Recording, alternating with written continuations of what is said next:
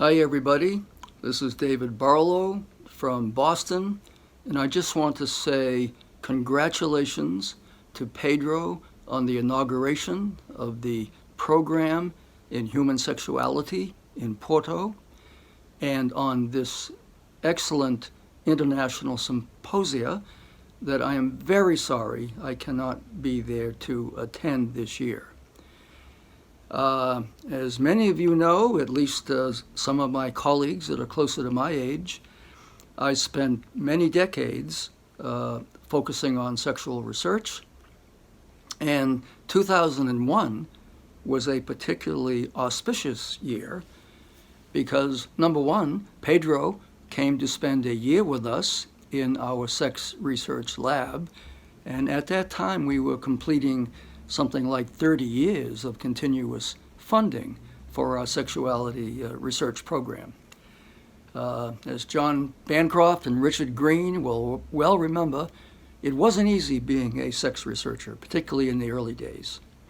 In fact, not long after we got our first grant looking into the nature and treatment of sexual dysfunction, we got a call from NIMH, our funding institute in the States, saying, we're going to have to change the name of your grant. And I said, why is that? And they said, well, Congress, who after all reviews all of this funding, is looking very closely at it, and we don't think we can have the word sex anywhere in the grant title. So from that point onward, and for 30 years, our grant was called Anxiety and Arousal in Dysfunctional Men, which nobody knew what it meant, but neither did Congress, so it got through. Also in those days, in an attempt to be more precise and specific in our measurement of the sexual response, we developed, in collaboration with some of our biomedical engineers, a penile strain gauge. And while this was a big advance, I must say that my wife was very disappointed when the manufacturer began marketing the device as the Barlow penile strain gauge. My friends outside of the field took great delight in that. But we put up with all that, us inveterate sex researchers, and I think we had a very, very interesting run of research. In fact, all of my subsequent theorizing and treatment development work in the anxiety and related emotional disorders came out of our sex research. And that's because we could quantify the inputs, the cognitive and affective variables, and look at, in a very quantitative way, the outputs, not only in terms of subjective report of arousal, but also arousal objectively measured. And we obviously found out some very interesting things.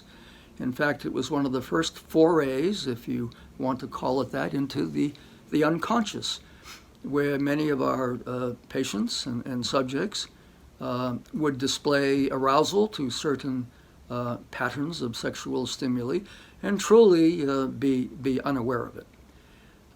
And it was this ability to quantify the inputs and outputs that allowed us to determine, for example, in the middle 80s, that contrary to what Masses and Johnson had hypothesized, it wasn't anxiety in the largest sense that interfered with sexual function in cases of sexual dysfunction, but it was very specifically the kind of negative cognitive sets that interfered with their arousal, and that created some new treatment targets.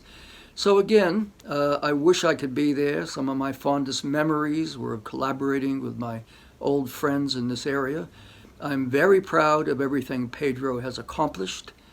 I can remember at the time he came to visit us, he was just finishing up his dissertation and continuing with his research.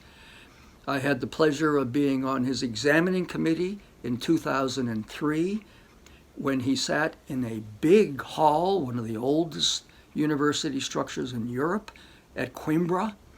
And there he sat on the floor of the hall with his laptop, the examining committee up in the balcony on one side, hundreds of people in the audience, the rector of the university in front of him. I must say it was a setting that would have intimidated our President Donald Trump even. It certainly intimidated me. Pedro held forth, made a beautiful defense in both Portuguese and English for several hours, and it's no surprise to me that he has gone on to be one of the preeminent sexual researchers in the world and found this program.